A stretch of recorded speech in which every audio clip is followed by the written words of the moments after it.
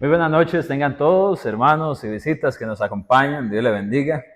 Estamos avanzando en esta serie de lecciones acerca de la doctrina de la gracia, diferentes aspectos relacionados a ese favor divino proveniente de nuestro Padre Celestial, justamente para equiparnos, para ayudarnos a llegar a los lugares y las condiciones espirituales que Él espera de cada uno de nosotros. Sin embargo, antes de empezar a tocar de lleno el tema de hoy, quiero darle un consejo. No le diga a un niño algo que va a estar esperando si usted no está dispuesto a esperar que le pregunte y se emocione y esté constantemente pensando en eso. Cuando a mí me decían, Andrés, vamos a ir a Aquamanía, eso ya no existe, ¿verdad? Era aquel parque de piscinas con toboganes y de todo. O me decían, Andrés, vamos a ir al parque de diversiones. Recuerdo una vez que me dijeron, Andrés, vamos para Golfito. Y yo en la parada, en la madrugada, mami, vamos para Golfito, ¿verdad? Sí, Andrés, no lo diga muy duro. Mami, pero ya vamos para Golfito. Hoy es verdad que vamos para... Sí, Andrés, no todo lo tienen que saber. Y usted quizás tiene su propia historia en la cual constantemente le estaba recordando, preguntando a sus papás si ya era el momento en que eso iba a llegar. Ya vamos a ir al cine, o ya vamos a ir al parque de diversiones, o ya me va a comprar el helado. No sé cuál haya sido la situación que lo haya emocionado tanto a usted. Pero cuando un padre promete algo, el niño se emociona y está con esa expectativa. Y conforme el tiempo pasa, esa expectativa, ¿qué es lo que hace? Se va haciendo grande y grande y grande y cada vez quiere más que llegue ese momento. Ahora le pregunto, espiritualmente, ¿cuál es la expectativa que usted tiene?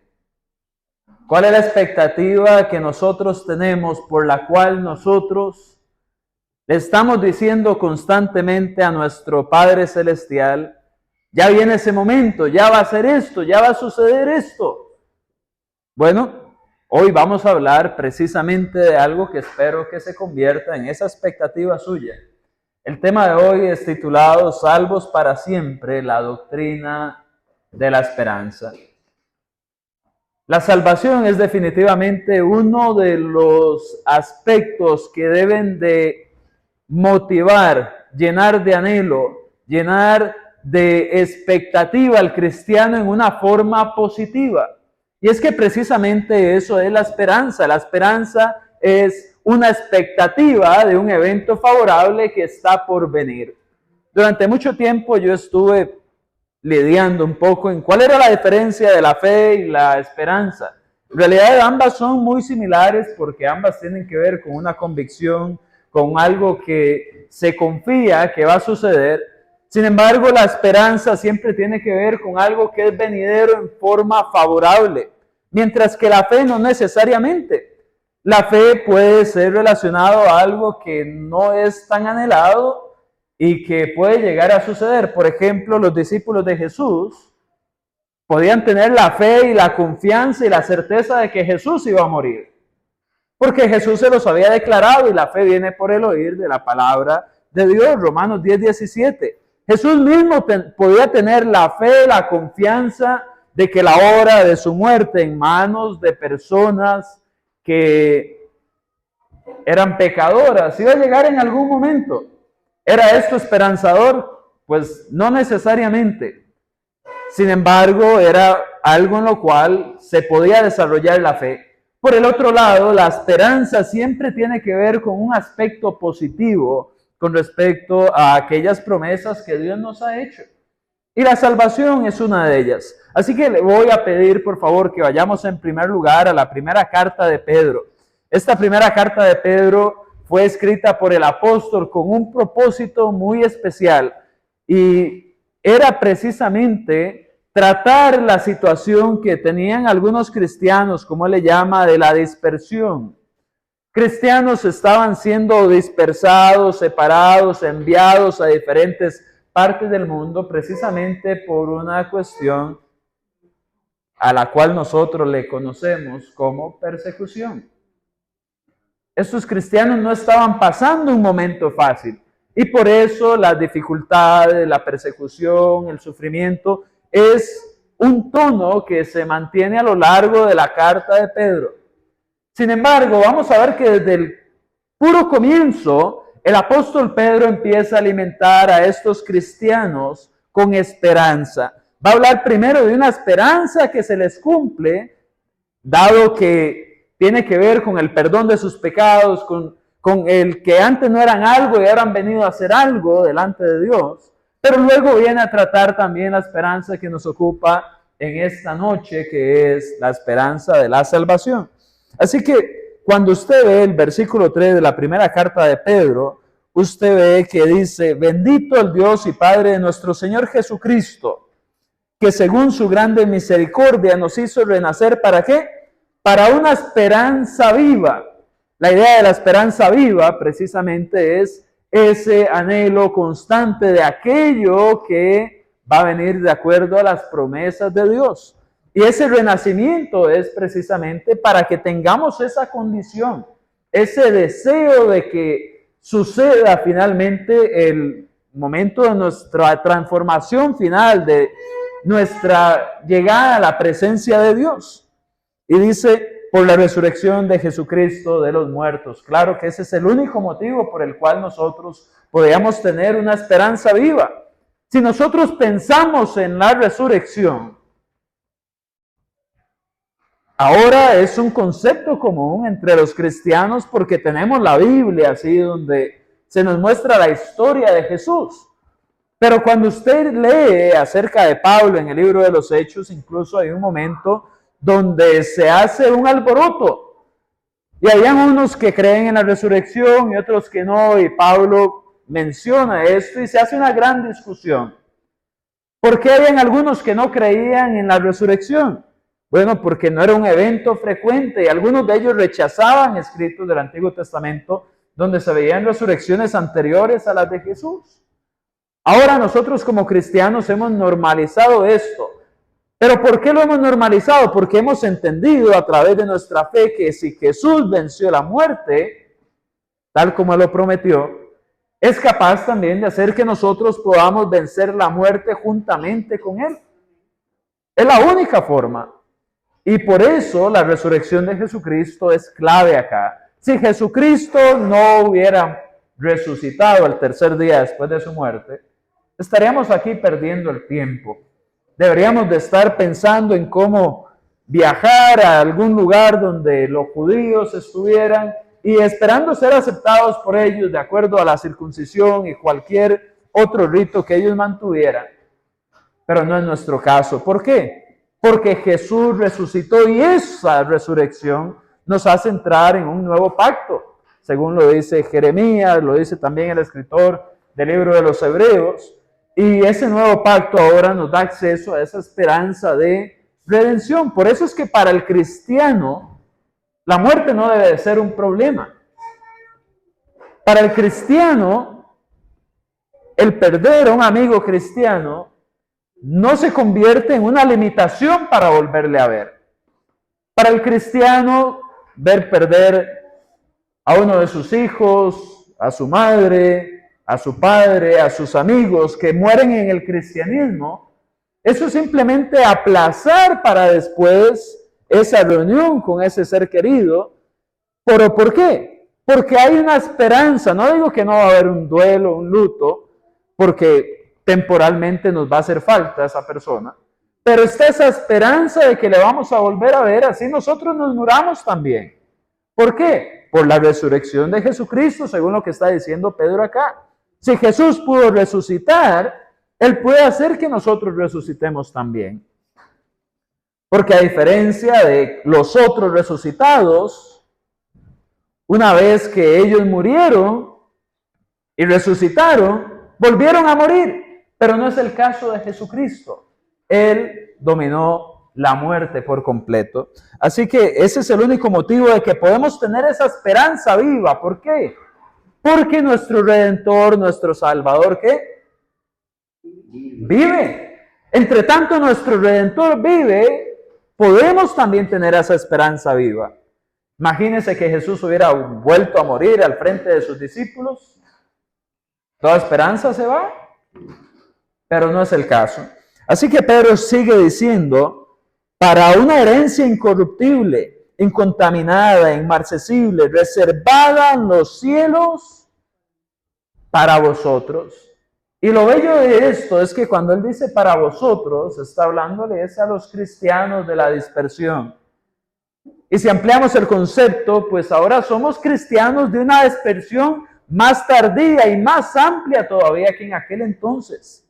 Por lo tanto, este evento que se está mencionando en el versículo 4 es para nosotros también. Tenemos una esperanza, ¿dónde? En los cielos. Y ahorita más adelante vamos a hablar un poco más de los cielos. Pero nótese que Pedro, da 3 características importantes acerca de esta herencia que vamos a recibir. De eso que Dios nos va a entregar a nosotros junto con la vida eterna. ¿Y qué dice acá? ¿Cuáles son los 3 atributos? El primero, ¿cuál es? Incorruptible. ¿Qué quiere decir incorruptible? ¿Qué es incorruptible? No se puede corromper. Bueno, elaborémoslo un poquito más. ¿Qué quiere decir incorruptible? Claramente la salvación, la vida eterna, no tiene que ver ahora que está de moda la política, ¿verdad? Acabamos de cambiar de presidente y dice, oye, es que ese político es corrupto y es porque hace las cosas mal. Bueno, en este sentido no es un sentido moral, sino la idea es de que esa herencia no se puede romper, no se puede destruir, no se puede deteriorar. Esa es la idea que está dando Pedro. Cuando nosotros estemos en el cielo, hermanos y hermanas, no es que va a haber un momento cuando usted diga, bueno, ya me queda menos tiempo, ya casi me acabo. Usted sabe, hoy en día la esperanza de vida de alguien así bien, con buena salud y que se esfuerza por cuidarse, o la medicina le ayuda a avanzar en sus enfermedades y se mantiene a flote, ¿qué puede ser? 90, 95 años. Ya gente de 100 años cuesta encontrar. Y uno puede ir pensando, ok, bueno, si yo tengo 32, casi 33 años, para los 95 me quedan 60 y tantos. Y conforme mi vida va avanzando, si usted no piensa como Pedro nos está tratando de hacer pensar acá, eso es un castigo. Es decir, si no hay esperanza de nada, la vida es solo un castigo que se va cada vez haciendo más grande y se va acortando. Pero por cuanto tenemos esperanza, la vida más bien se convierte en un evento en el cual vamos llegando a aquello que se nos prometió y que queremos llegar a eso. Queremos llegar a la presencia de nuestro Señor. Por eso es que cuando Pablo dice, porque para mí el vivir es Cristo y el morir es ganancia. Porque una vez que muere, sabe que va a entrar en una condición donde nadie le va a arrebatar esa herencia por la cual ha estado trabajando. Pero si esta esperanza no existiera, imagínense aquel que ya tiene 94 y escuchó mi clase y que yo dije que con 95 ya es difícil de llegar. Y dice, tengo 94 y 6 meses. 94 y 11 meses, llegaré a los 95, ¿no? ¿Cómo duerme esa persona? Pero nosotros, hermanos y hermanas, tenemos la bendición de que sabemos que nos aguarda una herencia, algo que Dios nos va a entregar y que no se puede destruir. Y en el cielo eso no se va a replicar tampoco. No vamos a estar ahí, bueno, me queda media hora con Dios y ya después se me acabó esto. ¿Por qué? Porque es incorruptible, es indestruible. Esas bendiciones celestiales que vamos a recibir no se van a dañar. Lo cual me recuerda también allá en Mateo capítulo 6, recuerda a Jesús donde le dice a sus discípulos que no ponga su mirada en los tesoros terrenales, sino en ¿cuáles? En los celestiales, donde la polilla ni el orín corrompe, ni los ladrones minan ni hurtan. Es decir, esto que Pedro está hablando acá es importante. Luego, ¿qué más dice aparte de ser incorruptible? Que es incontaminada. Es decir, cuando lleguemos a esa esperanza ya cumplida, cuando ya no toque esperar más, porque eso es la esperanza, algo que se va esperando, cuando ya no toca esperar más porque hemos recibido esto, no vamos a llegar y vamos a decir, bueno, esto no se va a acabar, no se va a destruir, pero la verdad no está tan bonito aquí, aquí hay cosas feitas también. No sé si a usted le han prometido llevarlo a un lugar no, ese lugar es mejor, ahí nos roban, ahí esto y lo... No, ahí nada. Y usted llega y usted dice, bueno, no es lo que esperaba realmente. Sí me deja un poquito decepcionado. Yo pagué por esto, por este lugar o por esta experiencia. No va a ser así en el cielo. No van a haber decepciones, no van a haber manchas. No van a haber contaminaciones que lo hagan a usted decir no valió la pena. La verdad es que no era no va a ser el caso. Por el contrario, va a ser algo impecable. Algo que usted dice, jamás he visto algo así. ¿Por qué? Porque la naturaleza, según las leyes de la termodinámica y el deterioro de los materiales y la energía, y etcétera, todas las cosas en este planeta y en este mundo físico, ¿a qué tienden? ¿A mejorar o a empeorar? A empeorar. Todas las cosas tienden a empeorar. El ser humano nace y se va deteriorando conforme avanza en edad. Usted compra un carro nuevo y se va deteriorando conforme avanza en edad. Usted ve el planeta en Adán y Eva, ya Génesis 2, 3, era todo perfecto, sin pecado, y ahora vea cómo hay contaminación y uno dice, la gente se mata por cualquier cosa. Cuando estemos en el cielo, hermanos y hermanas, no va a haber ninguna decepción de ese tipo. No solamente se va a mantener intacto, sino que va a ser algo mejor aún que cualquiera que sea la mejor experiencia de su vida en esta tierra. Piense en la mejor de las experiencias, el mejor de los lugares que usted haya estado o planee ir a visitar. Eso no es mejor que el cielo. Que los Alpes suizos, que allá, que en la India, viendo los grandes lugares, tesoros que tienen, que visitando las grandes ciudades y toda la tecnología. Nada de eso va a ser comparable, porque en todos esos lugares hay defectos, hay algo malo, hay algo que mancha el panorama general, pero en el cielo no. Usted no va a estar demasiado cansado para poder disfrutar de eso. Usted no va a estar demasiado angustiado como para que lo bueno alrededor venga a dañarle eso. No va a haber mancha, no va a haber eso que dicen el punto negro en la hoja blanca o el pelito en el vaso de leche, son dichos que tenemos. Eso no va a haber ahí. Es una herencia sin mancha. ¿Qué más dice el texto acá? Inmarcesible. ¿Cuándo fue la última vez, hermana Cristel, que usted usó esa palabra? ¿Quién ha usado la palabra inmarcesible para referirse a algo? ¿Qué es inmarcesible? Que no se marchita. Bueno, por ahí puede ir, sí, tiene la idea, ¿verdad? Que no se descompone. Bueno, por ahí va la idea, sí. De hecho, ustedes son más creativos que yo. Yo hubiera tratado de descomponer esta palabra. Por ejemplo, usted me dice impuntualidad. Que no es puntual, es fácil, ¿verdad? O todavía aquí cuando dice incorruptible, que no se corrompe. Inmarcesible, ¿qué? Marcesible, yo decía, bueno, es que no, inmarcesible, ¿qué? Bueno, ustedes ahí le han dado un poquito en el blanco. La idea es de algo que no pierde sus cualidades o su belleza. Siempre hermoso, siempre bueno, siempre santo, siempre en la perfección. No va a perder ese toque que usted lo emociona y lo hace sentir bien de estar ahí.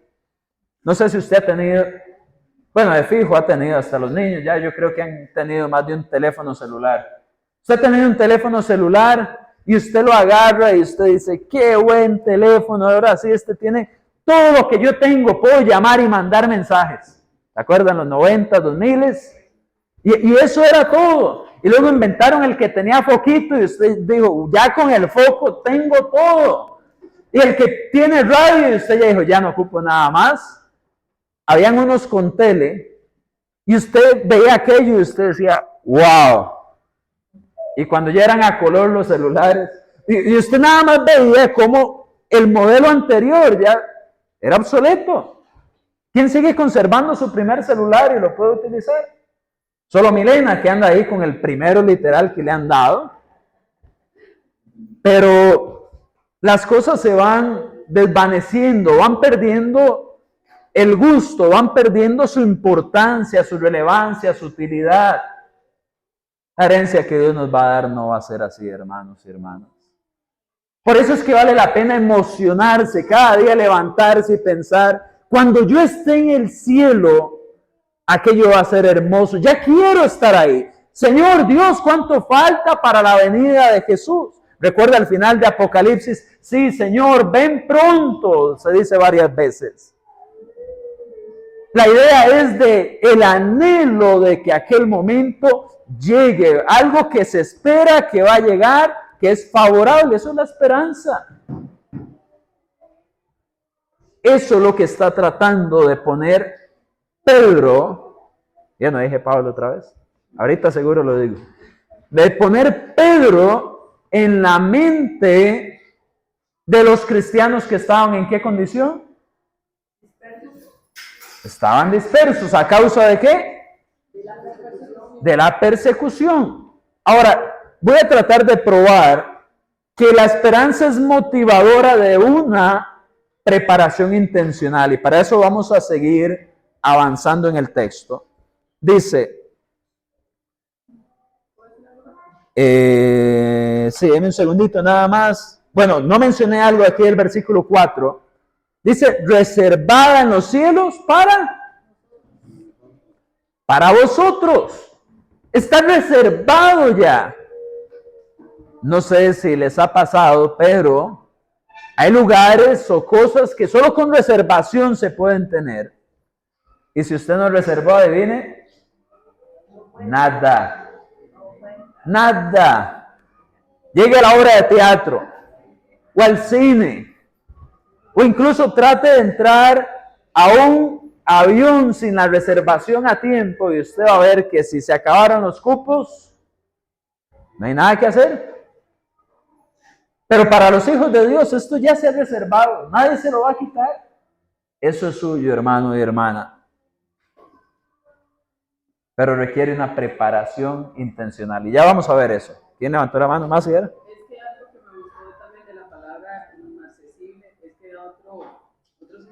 Similar, que dice que es que no se debilita y no es agotable. Entonces cae en lo que estás diciendo, que lo que nos van a dar no se va a agotar. No se debilita, no se agota, claro, se mantiene en el tiempo. ¿Y cuál es el tiempo que nos va a regir en ese entonces? ¿Eterno? La eternidad, claro, ya de aquí a eso, usted no va ¿A quién le gustan los relojes? A mí. Olvídese de su reloj en el cielo. Si en el cielo hay celulares, no van a tener reloj, porque ¿cómo van a medir la eternidad? No creo que hayan celulares, ¿verdad? Va a ser innecesario. Pero los relojes también van a ser innecesarios. Ese va a ser nuestro nuevo estado de existencia. Ahora uno está con minutos, horas, segundos, y ahorita alguien levanta la mano, Andrés, ya, corte, ya, se fue el tiempo. En el cielo no, se mantiene, no se descompone, se perdura. Muy bien, sigue diciendo, ¿para quiénes? Para vosotros que sois guardados por el poder de Dios mediante la fe, para alcanzar ¿qué? La salvación, que está preparada para ser manifestada en el tiempo postrero. ¿Recuerda usted ya en Juan capítulo 14? ¿Cómo estaban los discípulos de Jesús en Juan 14? estaban turbados, estaban inquietos, estaban pensando de una manera que la preocupación se apoderaba de ellos. ¿Por qué? Porque el maestro se iba a ir de donde ellos estaban. Pero Jesús les dice, no se turbe vuestro corazón ni tenga miedo. ¿Creéis en Dios? Creed también en mí. Y luego les dice que a donde Él va, muchas moradas hay. Y que Él va a la morada del Padre a preparar ¿qué? Moradas. ¿Para quiénes? Para sus discípulos. Jesús ha estado, aparte de cuidando a su iglesia, acompañando a su iglesia, ha estado preparando un lugar para usted y para mí también.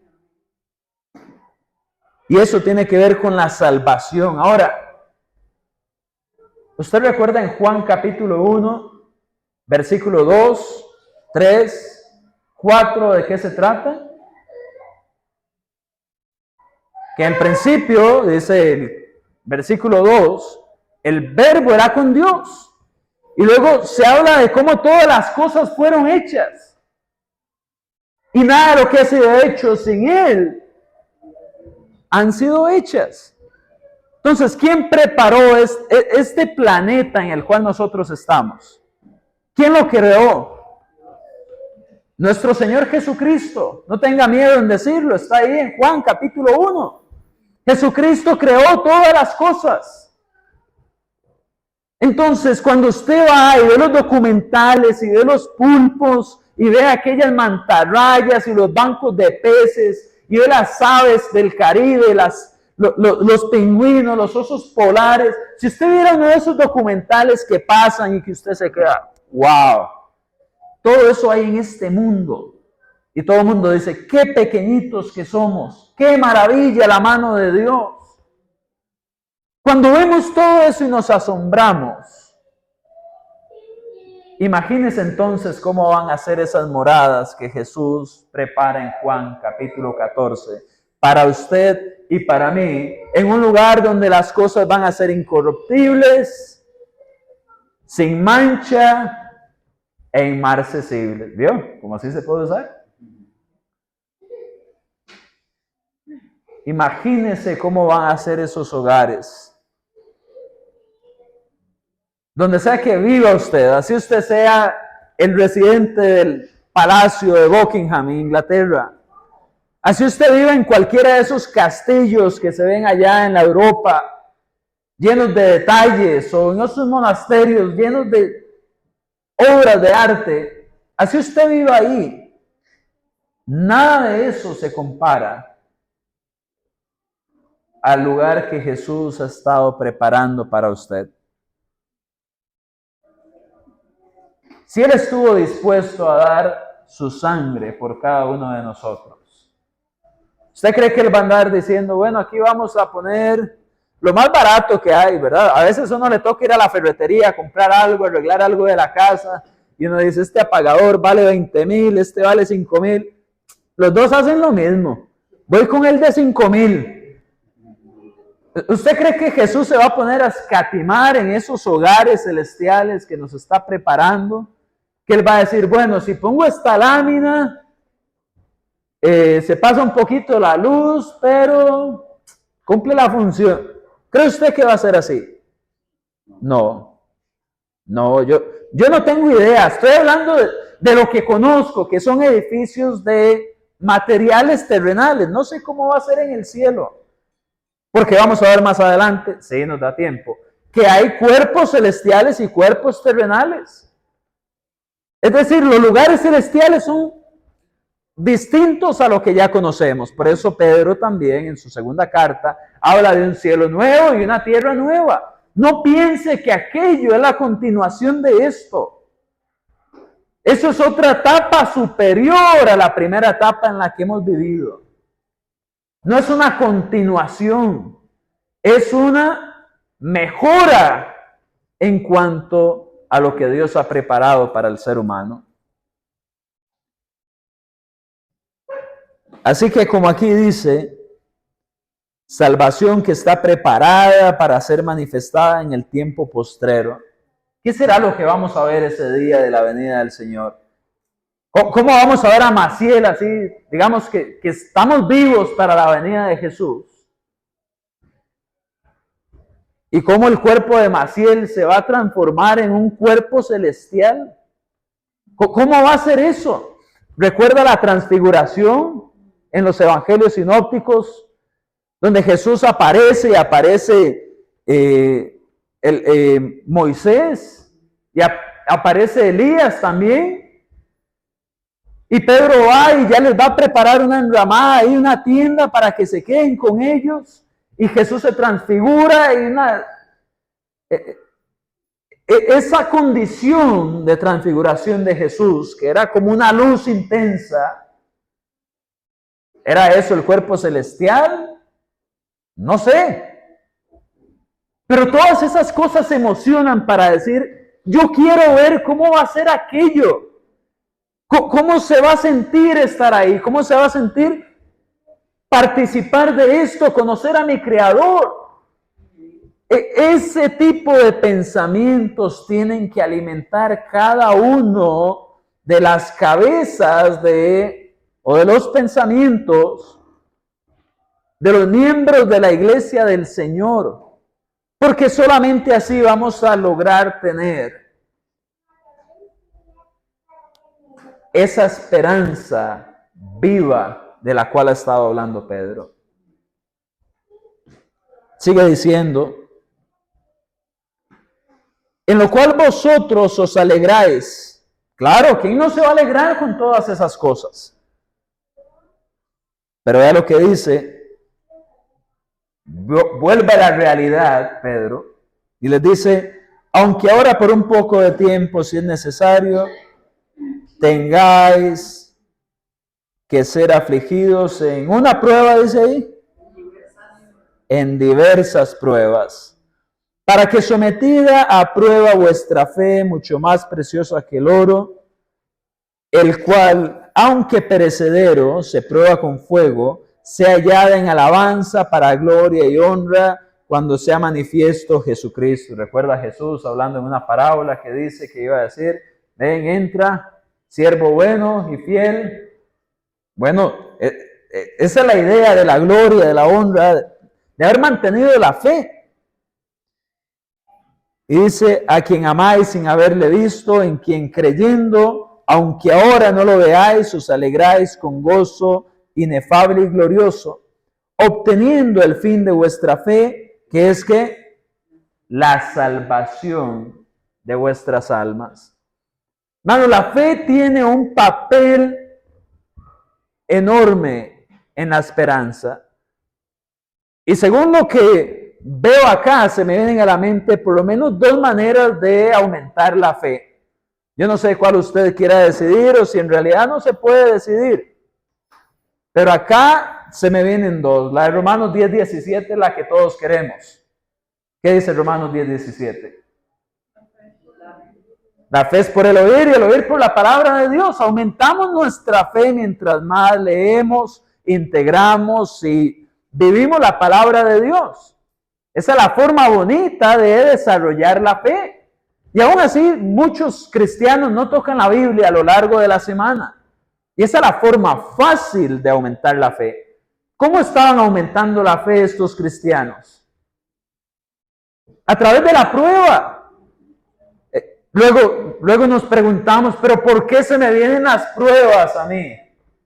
Bueno, hay algo que hay que fortalecer, ¿no? Si usted puede fortalecer y pulir solamente la fe que tiene.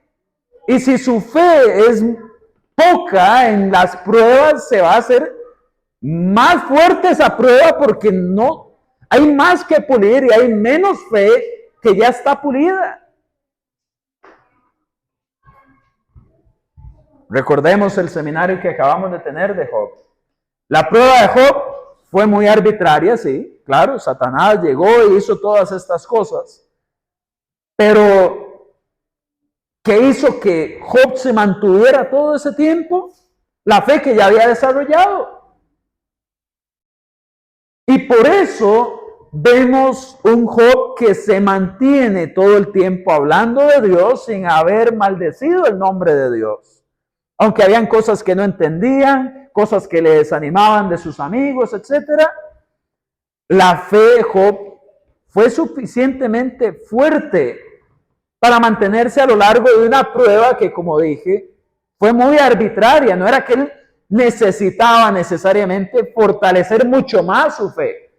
Más bien, la fe de Satanás se iba a terminar quizás puliendo, en el sentido de que Dios le dijo que Job se iba a mantener, y al mantenerse Job se cumple la palabra de Dios. ¿Y qué le quedó al final al adversario? Simplemente darse cuenta que Dios tenía la razón y que Job era fiel y era ejemplar y era un varón como ningún otro en la tierra. Volviendo a lo que estábamos diciendo, estos cristianos tenían pruebas entre sí y eran diversas. Entonces, ¿qué está haciendo Pablo? Pedro, yo le dije que me iba a volver a equivocar. ¿Qué está haciendo Pedro? Bueno, aterriza otra vez, ya les saluda, les habla de la esperanza que se les ha guardado y aterriza en la realidad que ellos están. Y Pedro es muy sabio en realidad, porque imagínense a estos cristianos diciendo, ok, sí, todo eso, pero ¿y ahora qué? Ahorita estamos en esta situación súper difícil, en esta prueba. No lo va a negar. Y entonces otra vez Pedro, reconociendo esas pruebas, viene y vuelve a alimentar la esperanza, y ya vamos a entrar en eso, de lo que viene. Es como, por ejemplo, una mujer que tiene un hijo. Primero la esperanza es conocer al hijo y todo, pero cuando está en labor de parto, incluso después, ¿cómo se siente esa mujer? Se siente adolorida, lastimada, pero ¿se acabó el mundo por eso? No. ¿Qué viene ahora? Ahora la esperanza de ver a sus hijos crecer, la esperanza de ver a sus hijos desarrollarse, acompañarle y guiarlos al cielo y saber que allá se va a poder encontrar con ellos. Entonces, de una manera similar, Pedro no viene a decir, no, el parto no duele tanto, ni le dolió tanto, bien que ya tiene el bebé ahí, ¿verdad? No. Pedro es claro, sí, hay muchas pruebas, son diversas, pero es por un poco de tiempo. Tenemos que entender que así nuestra prueba dure, lo que resta de nuestra vida, en comparación con la esperanza que tenemos, eso va a ser un poco de tiempo. Aún así, recuerde 1 Corintios capítulo 10, versículo 12, ¿qué nos dice? ¿Qué dice 1 Corintios 10, 12? Fiel es Dios que ¿qué? Que nos dejará ser probados más de ¿qué? De lo que podamos soportar, resistir, sino que más bien va a dar también con la tentación o la prueba la salida.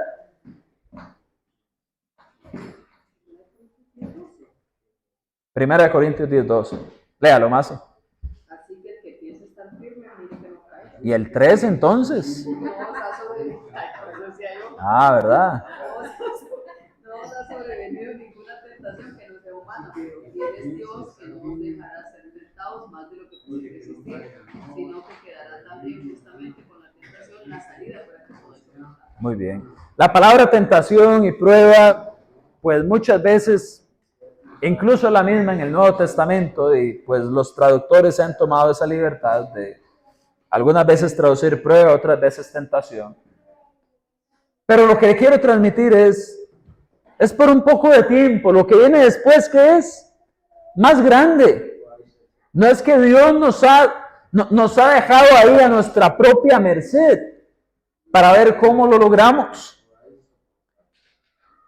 Entonces, Pablo regresa a la idea y dice, Pablo, otra vez, Dios.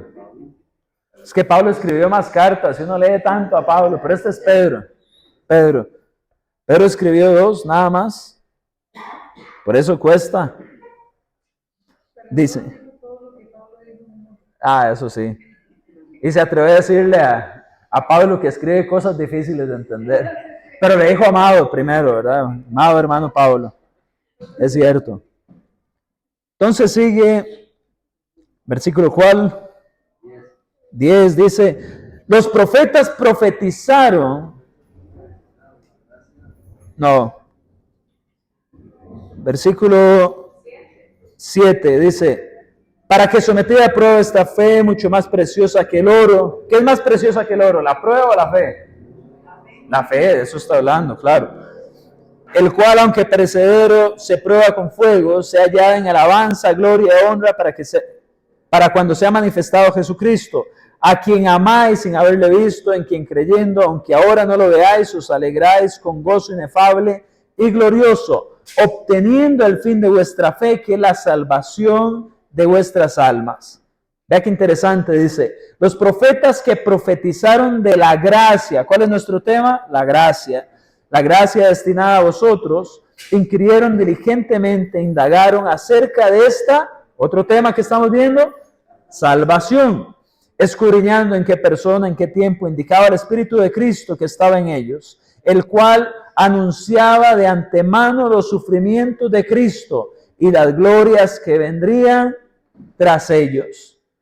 A esto se los reveló no para sí mismos, sino para nosotros. Administraban las cosas que ahora son anunciadas por los que han predicado el Evangelio por el Espíritu Santo, enviado del cielo, cosas en las cuales anhelan mirar los ángeles. ¿Qué está diciendo Pedro aquí? Hermanos, aunque ustedes están en pruebas, se animan en el Cristo que aunque no lo ven, saben que es real y tienen su fe puesta en Él.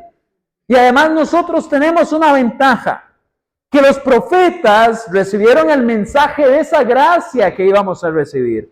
Ellos hablaban de un Mesías que iba a venir, de un Salvador que iba a pastorear al pueblo de Israel, de uno que iba a traer a todas las naciones y les iba a dar en abundancia para sus necesidades. Pero ellos, ¿qué tenían que hacer? Tenían que indagar, ellos no tenían toda la información que ahora nosotros tenemos. Y luego les dice, aún los ángeles anhelan ver el cumplimiento de este plan que Dios ha venido preparando para que los cristianos tengan ¿qué? Esperanza. Aquello que va a suceder después. Y vea lo que dice el versículo 13, ahora sí, que es realmente el que me asignaron, todos los demás yo los colé. Dice, por lo tanto, por ese por tanto es que tuve que meter los otros 12 versículos.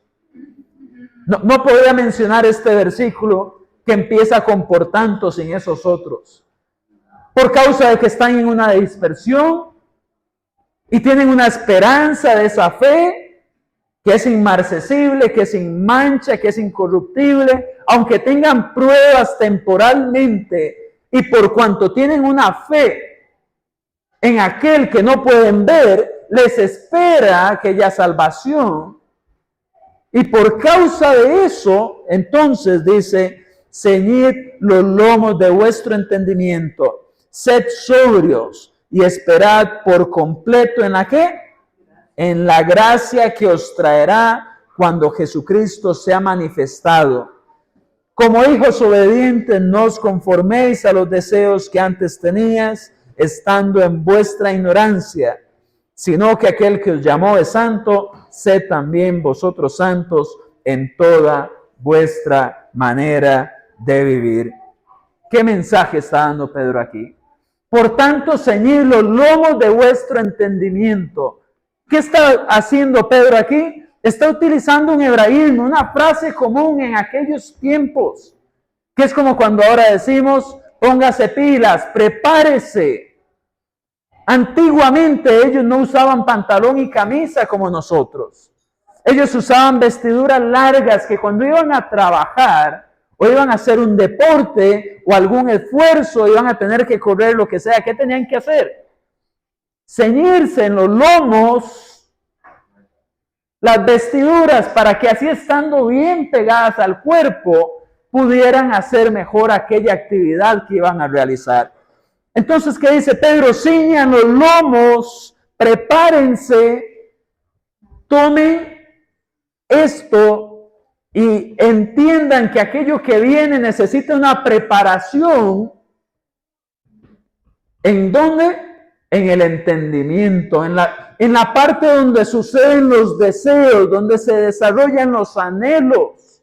Esa parte de la mente en la cual nosotros formulamos pensamientos que van a dirigirnos no solamente a los sentimientos que vamos a desarrollar, sino a las decisiones que tomamos. Y por eso tenemos que prepararnos siendo sobrios y esperando ¿en parte? No. ¿Por qué? Por completo, dice acá, en la gracia que os traerá cuando Jesucristo sea manifestado. Tenemos que prepararnos para esa esperanza.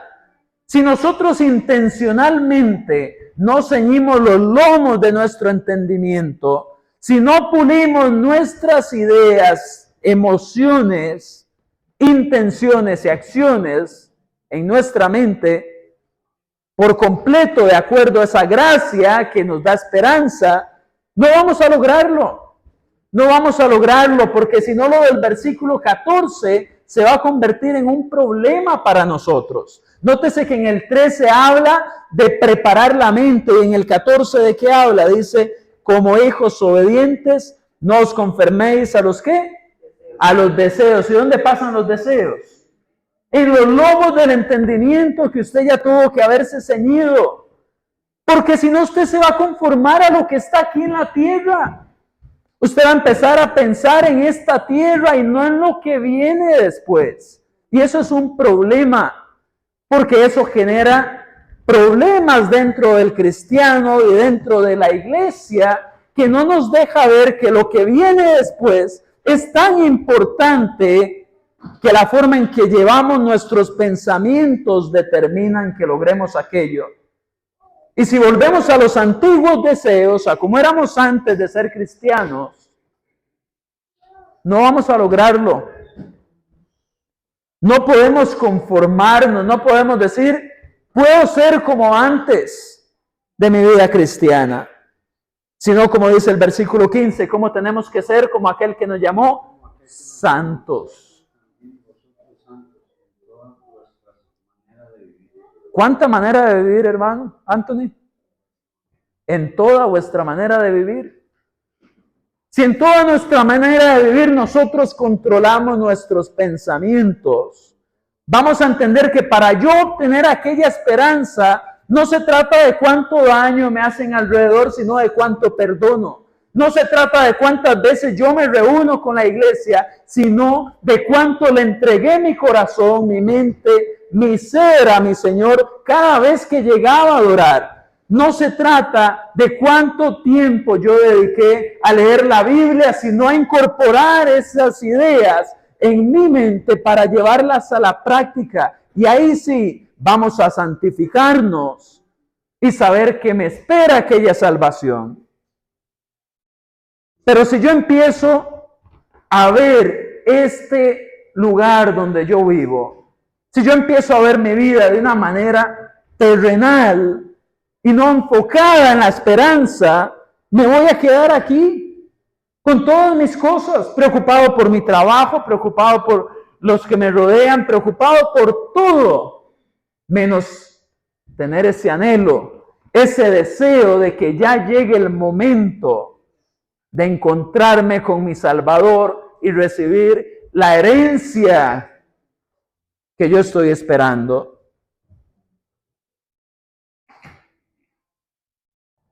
Si yo ciño los lomos de mi entendimiento, yo me entrego en cada adoración que hago. Si nosotros ceñimos los lomos de nuestro entendimiento, vamos a perdonar como se nos han perdonado nuestras ofensas. Si yo ciño los lomos de mi entendimiento, voy a dar con la misma generosidad que Dios me ha dado a mí. Si yo ciño los lomos de mi entendimiento, entiendo que mis aflicciones, por más que sean, en esta tierra son temporales por un poco de tiempo y que luego viene la recompensa. ¿Recuerda a Pablo? Filipenses capítulo 4, versículos 12 y 13. Sé tener abundancia como tener escasez, estar saciado como tener hambre. Pero ¿qué dice en el 13? Todo lo puedo en Cristo que me fortalece. Ya Pablo había ceñido los lomos de su entendimiento y entendía que sin importar la situación, que tuviera muchos enemigos, pocos enemigos, muchas riquezas, pocas riquezas, que lo que fuera, eso no lo iba a mover de su fe y de estar esperando la recompensa que el Señor nos va a dar. Por eso Él habla tanto, por eso, me imagino que por eso el Espíritu Santo lo usó para escribir tantas cartas. Él pensaba tanto en el cielo quizás, que por eso repite tantas veces la idea de llevarnos con Él al cielo y a los hermanos que Él les escribió originalmente ese texto. Pablo no los regaña porque no son como Él quería. Pablo no viene y hace exhortaciones simplemente porque en su opinión aquello no se alineaba con sus pensamientos. Pablo escribe esas cartas para desarrollar el máximo potencial en el entendimiento de aquellos cristianos, para que así ellos pudieran llegar a alcanzar la esperanza y reunirse con Él en el cielo.